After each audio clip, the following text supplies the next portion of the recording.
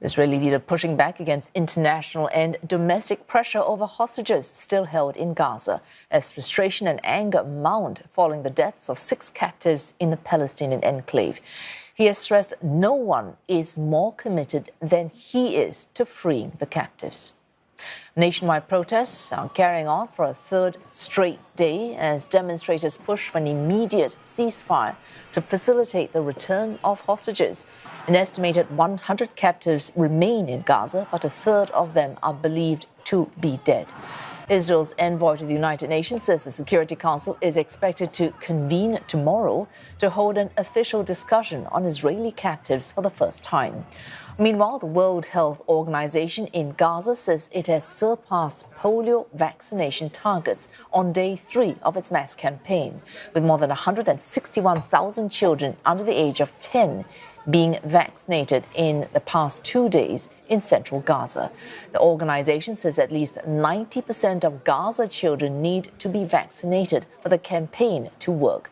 The campaign relies on daily 8-hour pauses and fighting between Israel and Hamas in specific areas of the enclave. Health teams are expected to move on to southern Gaza later this week and then northern Gaza. And for more, Sarah Coates joins us live from Tel Aviv. Sarah, the WHO lauding the success of its polio vaccination campaign, at least so far. But UNRWA says it's hard to get to children in other parts of Gaza. Take us through how dire the humanitarian situation is there. Hello there, Wei Su. Well, it is dire. We are talking here about 90% of the 2.3 million people in the Strip currently displaced. A lot of infrastructure destroyed, hospitals, roads. So these are proving significant challenges, of course, for these health authorities to actually get in there and deliver these vaccines to these children who so desperately need it. But then there are other elements that we need to take into account, like lack of fuel, which of course is causing problems to keep these vaccinations cool.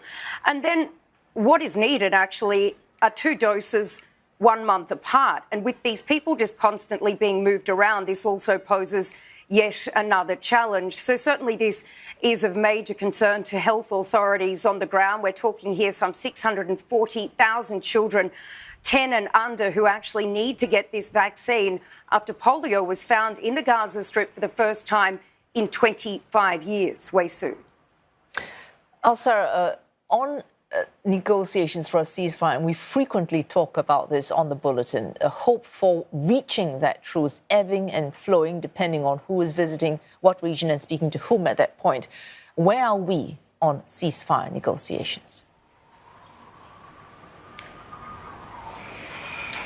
Really doesn't seem as though these talks are going anywhere at all, Wei Su. We heard this from the US President Joe Biden just yesterday. He said to reporters that he doesn't think that the Israeli Prime Minister Benjamin Netanyahu is doing enough to reach a ceasefire and hostage agreement with Hamas in Gaza. And right now we're hearing from a number of US officials that Biden is preparing a take-it-or-leave-it deal. And if this is not taken by the Israeli Prime Minister, by Hamas, then this could potentially spell the end of the US's involvement in these negotiations. And we also need to take into account what we did hear from Benjamin Netanyahu during that press conference last night, extremely defiant, really doubling down on his demand for IDF forces to remain in the Philadelphia corridor. That is, of course, that very narrow strip of land, that buffer zone that separates Gaza and Egypt. He says that despite the pressure that he's facing, that is nothing compared to what Israel will face if military forces do pull out of that corridor.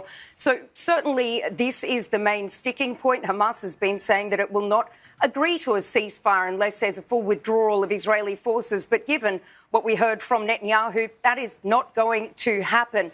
And this, of course, is causing a lot of worry of these family members of the hostages who do remain in the Strip, especially after what we heard from Hamas yesterday, putting out a statement saying that Netanyahu's insistence on liberating the prisoners through military pressure instead of conceding a deal will mean that they will return to their families inside coffins. And Wei Su, more protests expected around the country this evening. Thanks. Sarah Coates reporting live from Tel Aviv.